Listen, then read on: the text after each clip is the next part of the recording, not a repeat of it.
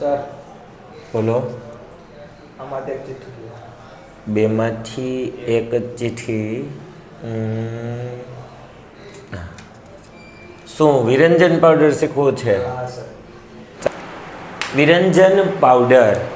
વિરંજન પાવડરનું સામાન્ય નામ છે બ્લીચિંગ પાવડર. હવે એની બનાવટ આપણે જોઈએ તો શુષ્ક ફોડેલા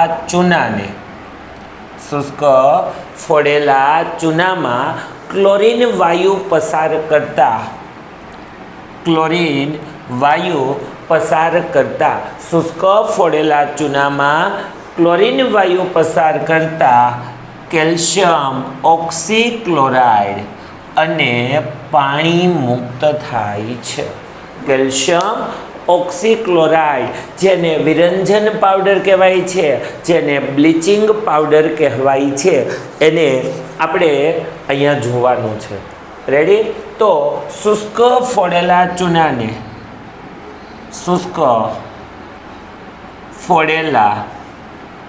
ચૂનાને ક્લોરીન વાયુ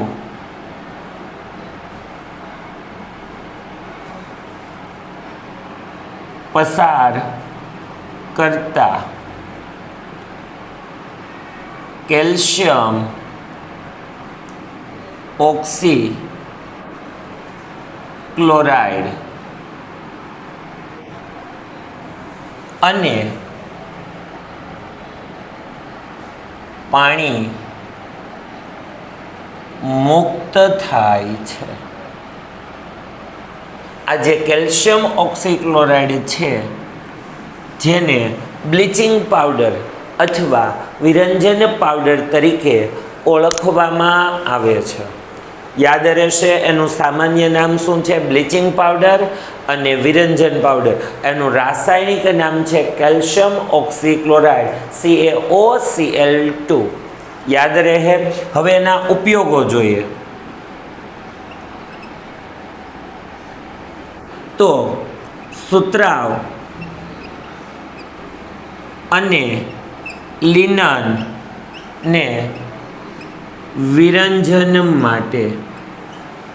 કાપડ ઉદ્યોગમાં સુતરાઉ અને લિનનના વિરંજન માટે થાય. કાગળ ઉદ્યોગમાં લાકડાના માવાના વિરંજન માટે તો લાકડાના માવાના વિરંજન માટે. અને લોન્ડ્રીમાં ધોયેલા કપડાના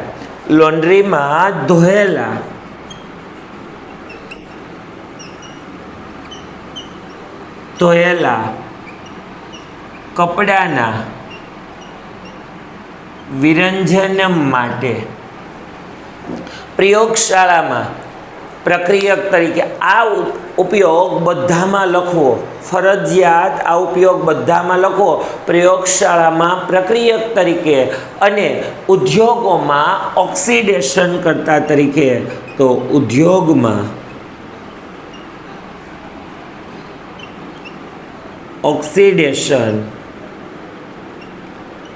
કરતા તરીકે. એક ગુણમાં પૂછાય કે કોનો ઉપયોગ ઓક્સિડેશન કરતા માટે થાય છે, તો કેલ્શિયમ ઓક્સીક્લોરાઇડ વિરંજન પાવડર અથવા બ્લીચિંગ પાવડરનો ઉપયોગ થાય છે. અને પાણીને જંતુરહિત કરવા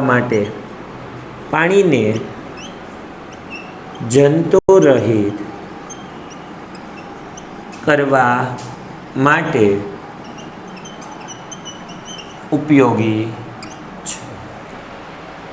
આ વિડીયો તમને કેવો લાગ્યો છે એના માટે કોમેન્ટ, લાઈક અને શેર કરો. અને આગળના પ્રશ્ન ભણવા માટે તમે નવી કોમેન્ટ કરો. Thank you.